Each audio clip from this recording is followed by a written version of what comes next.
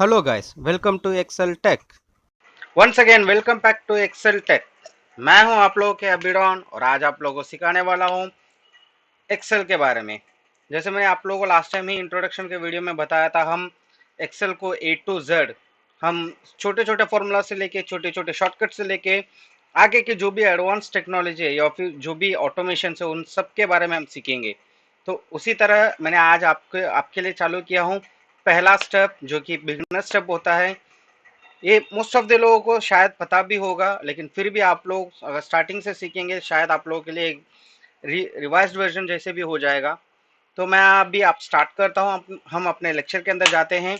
और आप आगे जाने से पहले मैं आप सबको बताना चाहूँगा, मेरे चैनल को आप लाइक कीजिए, सब्सक्राइब कीजिए, आपके सारे दोस्तों को भी शेयर कीजिए, क्योंकि उन सब के लिए भी आज के ज़माने में एक्सेल बहुत बहुत कीमत वाली चीज़ हो गई है और उसके फॉर्मूलाज भी। ओके, तो हम आगे बढ़ते हैं दोस्तों। जैसे मैंने आपको बताया था कि पहले एक्सेल को मैं बेसिक से स्टार्ट करना चाहूँगा।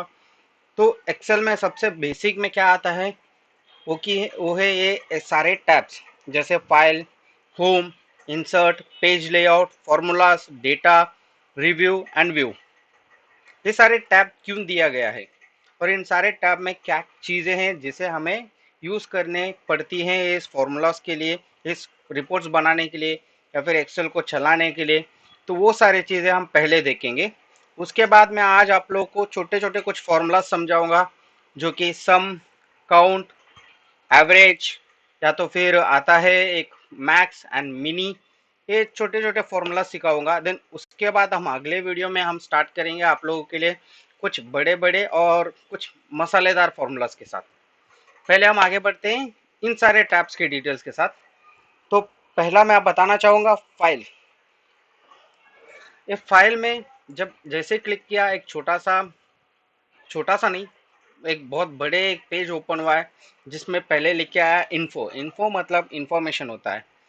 अब ये आपको उस माइक्रोसॉफ्ट एक्सेल के इंफॉर्मेशन नहीं देगा। जब जैसे ओपन किए तो आप जो शीट ओपन किए या फिर जो भी वर्कबुक ओपन करके रखे हैं उस वर्कबुक के सारे डिटेल्स बताता है।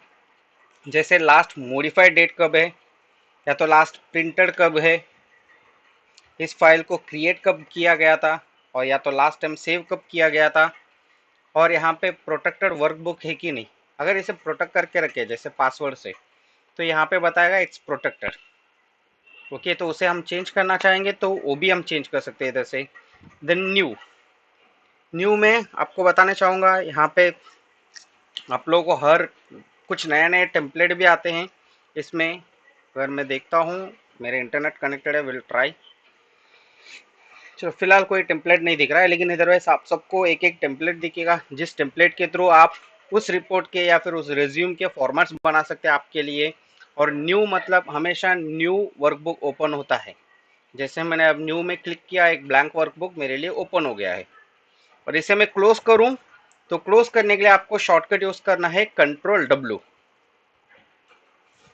कंट्रोल डब्ल्यू से विंडो क्लोज होता है, जो टैब ओपन रहता है। ओके, उसके आगे सेव, जो फाइल ओपन है अगर मैं उसे उसी जगह पे सेव करना चाहता हूँ तो सेव में क्लिक करते हैं। अगर आप उसका शॉर्टकट जानना चाहेंगे तो वो है कंट्रोल प्लस एस। ओके, उसके आगे है सेव अस। सेव अस उस जगह पे यूज होता है जहाँ पे हम फाइल को एक पर्टिकुलर लोकेशन पे सेव करना चाहते हैं। अब फॉर एन एग्जांपल ये फाइल मेरे डेस्कटॉप में है, अगर मैं उसे कोई और पर्टिकुलर ड्राइव में सेव करूं, जैसे सी ड्राइव हो गया या डी ड्राइव हो गया, तो उसके लिए मैं कंप्यूटर में जाऊंगा, ब्राउज में जाऊंगा, ये हो गया डी ड्राइव, और मैं यहाँ पे कोई भी पर्टिकुलर लोकेशन सेलेक्ट करके उसे सेव कर सकता हूँ। उसके आगे आता है प्रिंट।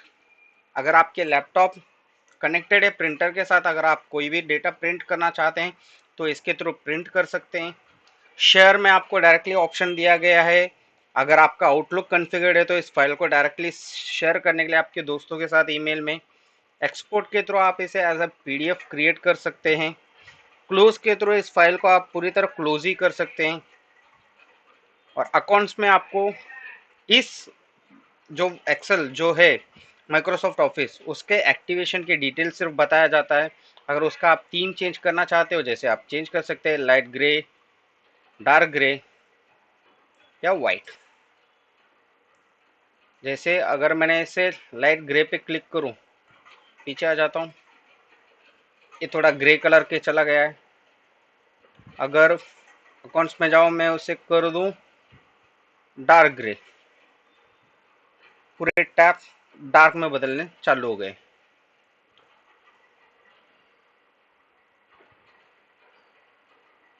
ये है एक्सेल के फाइल के टैब की चीजें। उसके आगे बढ़ते हैं होम। होम में जितने भी है, जैसे clipboard, font, alignment, number, styles, cells and editings, ये सारे चीज़ें हमें यूज़ कर सकते हैं। उसके आगे है इंसर्ट।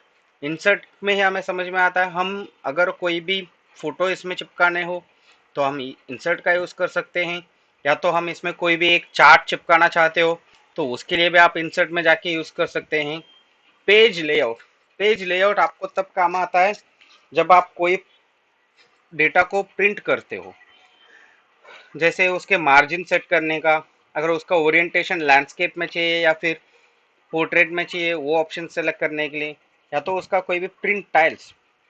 अब मैं कोई एक डेटा प्रिंट करता हूँ, अगर उसमें ऊपर सब्जेक्ट है और नीचे स्कूल के बच्चों के नाम है, ओके, और वो कुछ ज़्यादा ही लंबा है और मैं उसे प्रिंट करते हुए मुझे 3-4 पेज जा रहा है वो प्रिंट करने के लिए, तो आपको सिर्फ इतना करना है, प्रिंट टाइल्स में जाने का, ये जो रिपीट रोज है वहाँ पे सिर्फ फर्स्ट वाला रो सेलेक्ट करने का एंड ओके दे देने का। तो आप जब भी प्रिंट करेंगे तो 2-4 पेजों पे जैसे ये आएगा, मैं एक बार करके भी दिखा देता हूँ आप लोगों के लिए।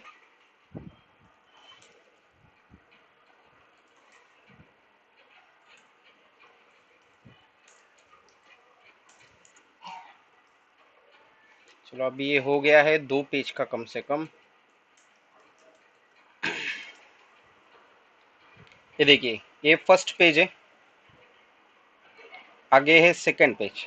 अब सेकंड पेज पे ये चीज़ फिर से रिपीट हो गया है उसके हेडर के साथ। अगर मैं प्रिंट टाइल में से इसको हटा दूं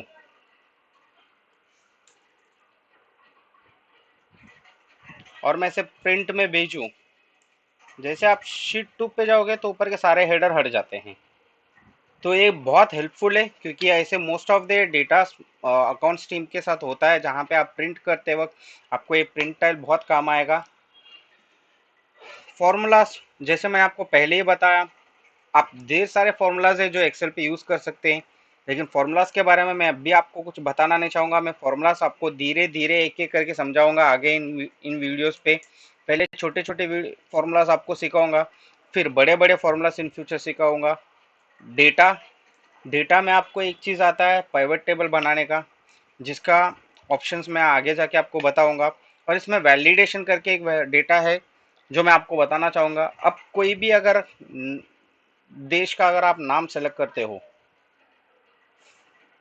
इसमें अगर आप डेटा वैलिडेशन जाओगे, यहाँ पे लिस्ट मेंशन करके अगर आप यहाँ पे इन डिटेल्स को सेलेक्ट कर देंगे तो इसे कहते हैं डेटा वैलिडेशन। जिस एक पर्टिकुलर सेल पे, एक पर्टिकुलर ड्रॉप डाउन पे हम जो सिलेक्शन देते हैं सिर्फ उतने ही चीज़ों का नाम आएगा और उसमें और कोई भी चीज़ लिखा नहीं जा सकता है। और इसे रिमूव करना है तो डेटा वैलिडेशन का शॉर्टकट भी दे देता हूँ, Alt A V V. Remove करने के लिए एनी वैल्यू, अगर आपको फिर से डेटा वैलिडेशन लगाना है तो ऑल्ट ए वी वी। ये है शॉर्टकट। आप इन सारे शॉर्टकट्स को वीडियो के थ्रू लिख भी सकते हैं, मैं आपको इन वीडियोस में उसे ऐड भी कर दूंगा अगर एंड में हो सका तो। उसके बाद आता है रिव्यू। रिव्यू में ऑप्शन मैंने जैसे पहले बोला था, आपको फाइल में जो चीज़ दिख रहा है वही चीज़ इधर भी दिख रहा है। प्रोटेक्ट कर सकते हैं शीट को, या तो अनप्रोटेक्ट कर सकते हैं, या वर्कबुक को अनप्रोटेक्ट कर सकते हैं।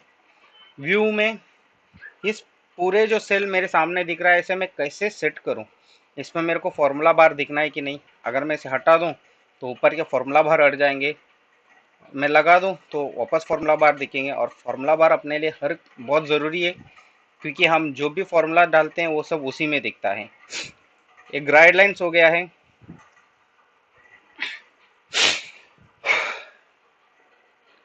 एक गाइडलाइंस है जो आपको काम आएगा।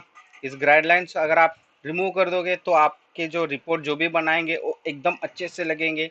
अगर आप इसे वापस लगा देंगे तो आपके आजू बाजू में भी जो भी रिपोर्ट बनाएंगे उसके आजू बाजू में भी ये लाइन्स दिखेंगे। ओके, अब जैसे मैंने आपको बताया होम टैब में बहुत सारी चीज़ें जो आपको बहुत काम आता है और आप रेगुलरली यूज़ कर सकते हैं।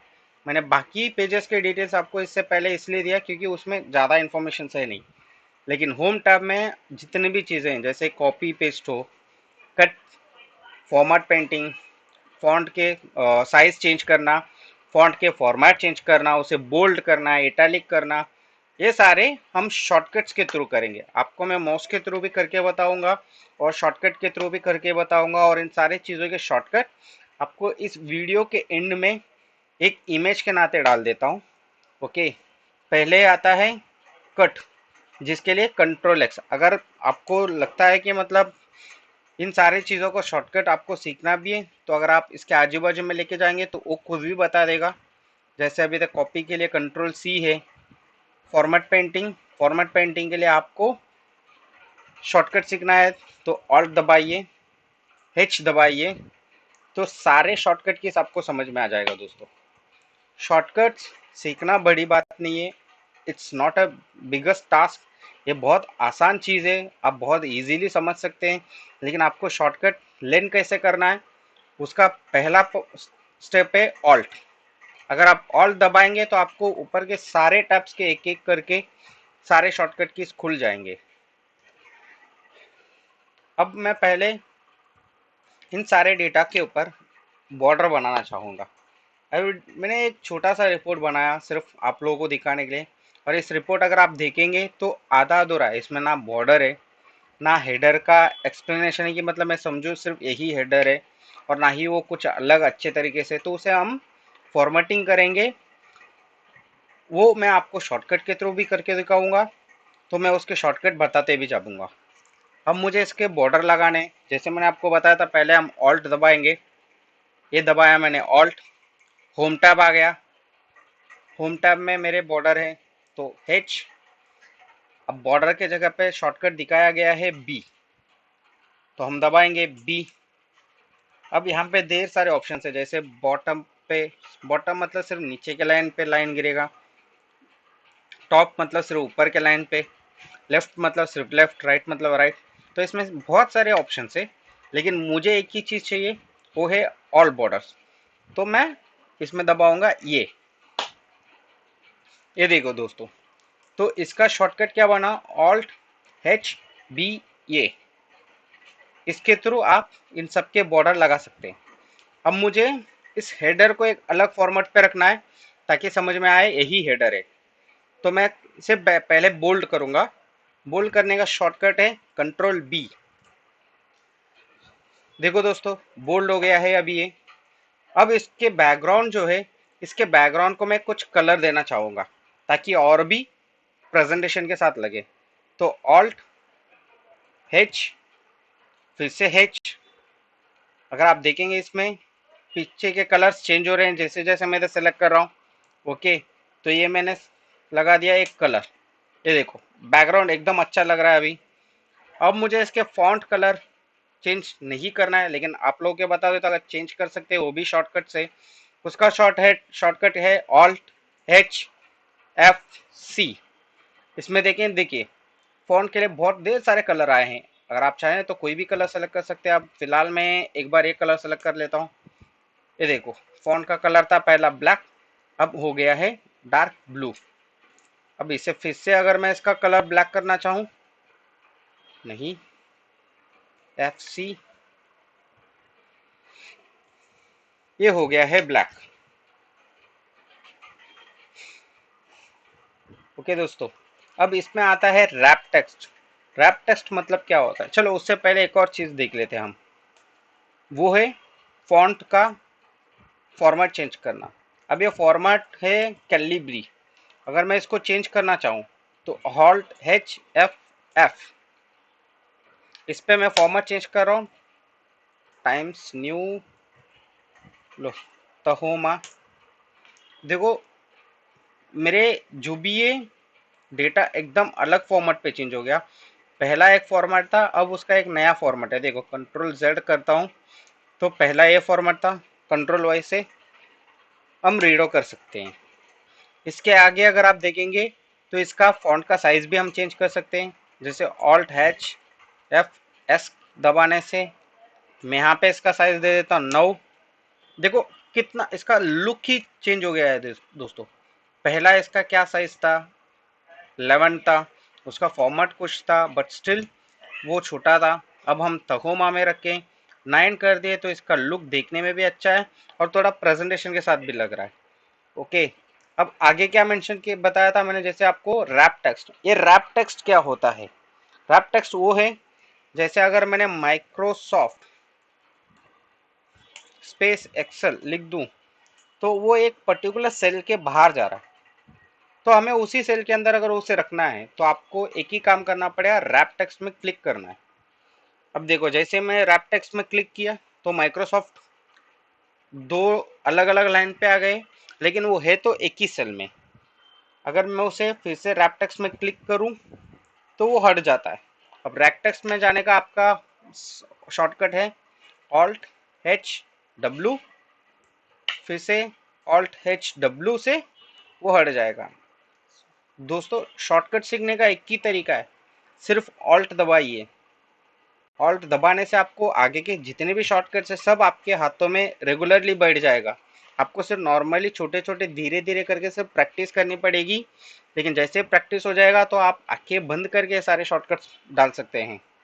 इसके आगे जैसे मैंने आपको बताया था कि आप लोगों को मैं इसके आगे छोटे छोटे फॉर्मूलाज भी सिखाऊंगा, जैसे सम काउंट वगैरह, मैं वो भी आपको बताता हूँ अभी। अभी इसमें मैंने इन सारे लोगों को अलग से अलग अलग सब्जेक्ट के लिए अलग अलग मार्क्स दिया हूँ, लेकिन मैंने इसका टोटल नहीं रखा हूँ। चलो अब मुझे इसके टोटल चाहिए, तो मैं क्या करूँगा, TOTAL, लो टोटल लिख दिया। ठीक है, अब इसका सम चाहिए तो हम यूज करेंगे सम का formula, is equal some bracket open. तो लेफ्ट टैब जैसे दबाया तो एक पर्टिकुलर सेलेक्ट हो गया, तो हम शिफ्ट के साथ लेफ्ट टैब को वापस दबाएंगे आगे आगे, तो ये सारे सेल सेलेक्ट हो गए, तो मारो वापस एंटर। जैसे एंटर किया देखो दोस्तों अब इसका सम आ गया है। अब मुझे सारे वही फॉर्मूला सब नीचे जगह पे चाहिए था, तो मैंने उन सारे डेटा को सेलेक्ट किया, तो कंट्रोल डी दबा, कंट्रोल डी दबाने से ऊपर के जो भी डेटा है वो नीचे रिफ्लेक्ट हो जाता है, या जो भी फॉर्मूला है वो भी नीचे रिफ्लेक्ट हो जाता है। इसके आगे अगर आप देखेंगे ये बिना कोई फॉर्मेट का है। जैसे अब इसका तो अलग से फॉर्मेट है, एकदम बॉर्डर है और देखने में अच्छा है, ये बिना कोई फॉर्मेट का है। तो हम क्या करेंगे, इसको यूज करेंगे इसके ऊपर फॉर्मेट पेंटर। तो उसके लिए आपको करना पड़ेगा कंट्रोल स्पेस, कंट्रोल स्पेस दबाने से पूरे कॉलम सेलेक्ट होते हैं। तो यहाँ पे मैं एक काम करता हूँ, लो फॉर्मेट पेंटर, वो भी अपन यूज करेंगे शॉर्टकट से, alt H F P shift right arrow. देखो दोस्तों ये आ गया फॉर्मेट पेंटिंग। इसके आगे है काउंट। काउंट में ढेर सारे फॉर्मूलाज है, जैसे count, count A, count if, count ifs, लेकिन हम आज सिर्फ काउंट सीखेंगे। ये सम का फॉर्मूला था। काउंट में भी सेम, काउंट लिखने का टैब दबाइए, ब्रैकेट ओपन हो जाएगा, तो आपको जहां से जिधर तक चाहिए उधर का डेटा सेलेक्ट कीजिए, ब्रैकेट क्लोज, फिर से एंटर। ये आ गया काउंट। फिर से वही ऑप्शन, सारे सेल सेलेक्ट कीजिए, कंट्रोल डी से जो भी काउंट है वो नीचे आ जाएंगे, वही फॉर्मूला नीचे भी ड्रैग हो जाएगा।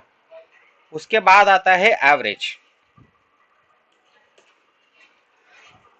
एवरेज हम उस चीज का लेते हैं जो चीज एकदम एवरेज में गिना जाता है। अगर एक इंसान 10 जन का काम करता है तो वो 10 जन का काम करते वक्त जो समय लेता है उसे 10 जन करते वक्त जो समय लेते हैं उसे एवरेज में टैली किया जाता है। अगर मैं अकेला बैठ के अगर 10 जन का काम 4 घंटे में करता हूँ और 10 जन मिलके उसी काम को वो लोग सिर्फ 15 मिनट पे खत्म करते हैं, तो वहां पे आता है 15 मिनट का एवरेज टाइमिंग, लेकिन मेरे ऊपर वो सिर्फ 4 घंटे का टाइमिंग में गिना जाता है। तो एवरेज हम निकालेंगे इन सारे बच्चों का कि पूरे सब्जेक्ट्स में वो लोग कितने एवरेज लाए हैं मार्क। तो उसके लिए हम एवरेज डालेंगे, ब्रैकेट ओपन, जैसे मैंने सम में किया था वैसे ही करेंगे, और फिर से कंट्रोल डी। अब इसमें डॉट के आगे भी कुछ कुछ नंबर्स है जो नॉर्मली 2 या 3 डिजिट से ज्यादा है, तब मुझे उसे रिमूव करना है, तो उसके लिए भी एक्सेल में ऑप्शन है। वो है यहाँ पे नंबर्स पे डिक्रीज डेसिमल और इंक्रीज डेसिमल। इंक्रीज करने से 0 बढ़ेंगे या फिर डॉट के आगे जो भी नंबर रहेगा वो बढ़ेगा। अगर मुझे डिक्रीज करना है तो यही दबाने पड़ेंगे। अगर इसे शॉर्टकट में करूं तो Alt H9, Alt H9, फिर से Alt H9। जो डेसिमल के बाद वाले सारे नंबर थे सब गायब हो गए दोस्तों। ओके, इसके आगे आता है मैक्स, देन आता है मिन। अब ये मैक्स और मिन क्या होता है? मैक्स जो सबसे हाईएस्ट होता है वैल्यू उसको दिखाएगा, मिन जो सबसे लेस होता है उसके वैल्यू को दिखाएगा। अब इस बंदे ने इतने सारे सब्जेक्ट्स में इतने सारे मार्क्स लाया है, लेकिन सबसे हाईएस्ट क्या मार्क लाया है मुझे वो जानना है। तो मैं यूज करूंगा मैक्स, जैसे ब्रैकेट ओपन हुआ तो यहाँ से मैंने सारे सब्जेक्ट्स के मार्क्स को सेलेक्ट कर लिया, ब्रैकेट क्लोज, कंट्रोल एंटर। देखो अब इसका बता रहा है कि हाईएस्ट मार्क्स से 89। तो इधर अगर आप चेक करेंगे देखिए सबसे हाईएस्ट है 89। तो उसी तरह आगे जाइए मिनिमम। तो मिनिमम के लिए MIN, ब्रैकेट ओपन, सेम सारे मार्क्स को सेलेक्ट करेंगे, एंटर। तो इसमें सबसे लेस मार्क है उसका 45। तो मैक्सिमम से हमें पता चलता है सबसे हाईएस्ट वैल्यू उसका क्या है, मिनिमम से हमें ये पता चलता है सबसे लोवेस्ट वैल्यू क्या है। ओके दोस्तों, अब इसके आगे आपको एक और ऑप्शन बता रहा हूँ, एक और चीज़ें समझाता हूँ, वो है स्टाइल्स। स्टाइल्स में अगर आप पहले देखेंगे तो एक ऑप्शन है जिसे कहते हैं कंडीशनल फॉर्मेटिंग। एक कंडीशनल फॉर्मेटिंग बहुत सारे कामों में काम आता है हमें, लेकिन सबसे मेन एक चीज़ पे काम आता है जिसमें डुप्लीकेट फाइंड आउट करने के लिए। अगर मेरे पास कोई डेटा है तो उसमें डुप्लीकेट है कि नहीं करके, तो हम चाहेंगे तो उसे फाइंड आउट करना है, तो हम जाएंगे कंडीशनल फॉर्मेटिंग पे। कंडीशनल फॉर्मेटिंग के बाद आप नीचे देखेंगे तो न्यू रूल, न्यू रूल के नीचे डुप्लीकेट वैल्यूज, फॉर्मेट, क्योंकि डुप्लीकेट वैल्यूज भी अगर सफ़ेद कलर पे दिखेगा तो हमें फाइंड आउट नहीं कर सकते। तो fill this colour, okay and okay. देखिए ये 45 इधर एक बार है, इधर एक बार है, इधर एक बार है। तो जितने भी डुप्लीकेट है वो अपने को इधर रिफ्लेक्ट हो गया है। तो अगर मुझे इस कंडीशनल फॉर्मेटिंग रिमूव करना है तो उसका भी फिर से वही काम करना है, कंडीशनल फॉर्मेटिंग में जाने का, क्लियर रूल्स पे जाने का, तो एंटायर शीट करेंगे। ओके, एंटायर शीट इसलिए करते हैं, वैसे वो हर शीट पे लगा हुआ नहीं रहता है, लेकिन कभी कभी हम कंडीशनल फॉर्मेट लगाने के बाद डेटा को कॉपी पेस्ट करते हैं, लेकिन जब रिमूव करते हैं सिर्फ पर्टिकुलर सिलेक्शन पे, लेकिन उसके आगे भी उसकी कंडीशनल फॉर्मेटिंग चलती रहती है, वो हमें नहीं पता रहता है। तो उसे भी रिमूव करना है तो एंटायर शीट करने से सारे के सारे निकल जाते हैं। अब जैसे मैंने आपको बताया था कि आपको हर चीज़ के मैंने छोटे छोटे शॉर्टकट्स लिख दूंगा, तो इसे कहते हैं copy cut paste, copy cut paste, save. Then उसके बाद आता है आपको फॉर्मेट, फॉन्ट का फॉर्मेट,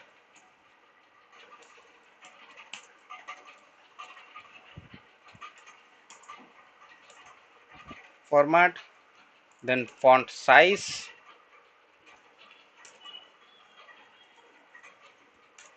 देन फॉन्ट साइज के बाद है font colour,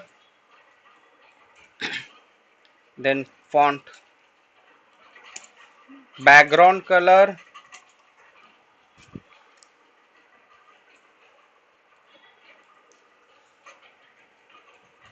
row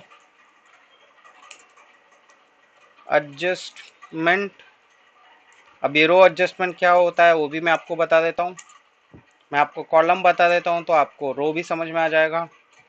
column adjustment, अब ये कॉलम एडजस्टमेंट होता है, अब ये इस सेल के बाहर जा रहा है तो मुझे उस सेल को थोड़ा और आगे बढ़ाना है उस कॉलम को, तो मैं लिखूंगा Alt+O+C+A, तो ये ऑटो एडजस्ट हो जाता है।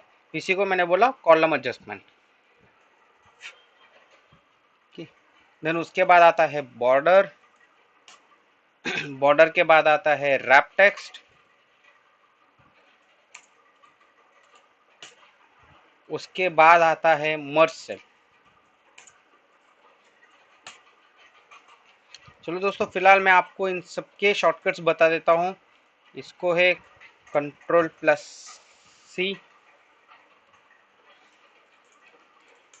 Ctrl+X, Ctrl+V, Ctrl+S। Font format करने के लिए Alt+H+F,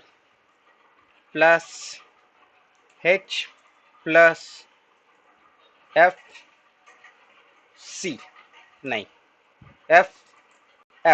हम फॉन्ट के इस फॉर्मेट की बात कर रहे हैं, तो इसे चेंज करने के लिए हमें Alt+H+F दबानी है। ओके, उसके बाद फॉन्ट साइज के लिए Alt+H+F, फिर फॉन्ट के कलर के लिए Alt+H+C, फिर फॉन्ट के बैकग्राउंड कलर के लिए Alt+H+, फिर रो एडजस्टमेंट के लिए Alt+O+R+A,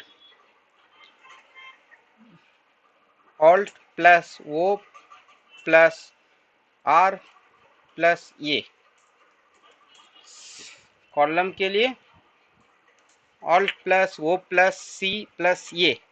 और इसे एक साथ नहीं दबाना है, अब हमें एक एक करके दबाना है।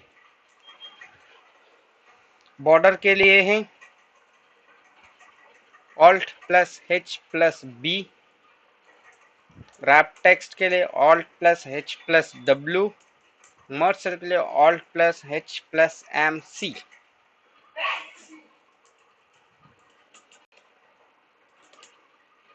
तो ये है शॉर्टकट्स जो मैं आपको छोटे मोटे दिया हूँ। इसके आगे के शॉर्टकट्स भी आप जैसे ऑल्ट दबाएंगे तो आप सबको सारे शॉर्टकट्स आपके लिए ओपन दिख जाएंगे।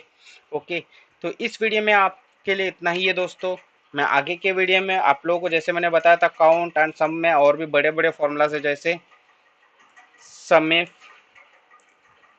समिफ्स, counta, count if, count ifs, then VLOOKUP, then HLOOKUP। तो हम अगले वीडियो में मैंने इस सारे पॉइंट्स आप लोगों के लिए एक डेटा के साथ मैं आप लोगों को एक प्रॉपर डिटेल एक्सप्लेनेशन दे दूंगा, जिसे आप किस तरीके से यूज़ कर सकते हैं, इसमें और क्या क्या चीज़ों का आप ऐड कर सकते हैं, और VLOOKUP मतलब क्या होता है, HLOOKUP मतलब क्या होता है, ये सारी चीज़ें आप लोगों को एकदम डिटेल वीडियो में दे दूंगा। तो तब तक के लिए आप इंतज़ार कीजिए है। तब तक के लिए हम आपको एक ही विनती करते हैं कि आप ये सारे चीज़ों को प्रैक्टिस कीजिए और सेफ रहिए इस लॉकडाउन में। And have a good day guys, and thank you. And once again आप इस वीडियो को शेयर कीजिए, लाइक कीजिए एंड सब्सक्राइब कीजिए। और मेरे इस नीचे डिस्क्रिप्शन पे मैंने आपको दिया हूँ इंस्टाग्राम मेरे प्रोफाइल है, इंस्टाग्राम के लिंक, उस लिंक पे भी आप मुझे फॉलो कर सकते हैं। अगर आपको लगता है मैं कुछ और वीडियो डालूं जो आप लोगों के लिए डाउटफुल है, तो उस वीडियो उसके आप उधर कमेंट में दे सकते हैं या फिर इंस्टाग्राम पे मुझे बोल सकते हैं। तो मैं उसके बेस पे आप लोगों के लिए एक स्पेशल वीडियो बना के डाल दूंगा, तो जो आपके लिए भी काम आएगा और अपने दूसरे दोस्तों के लिए भी काम आएगा। Thank you so much and have a nice day guys.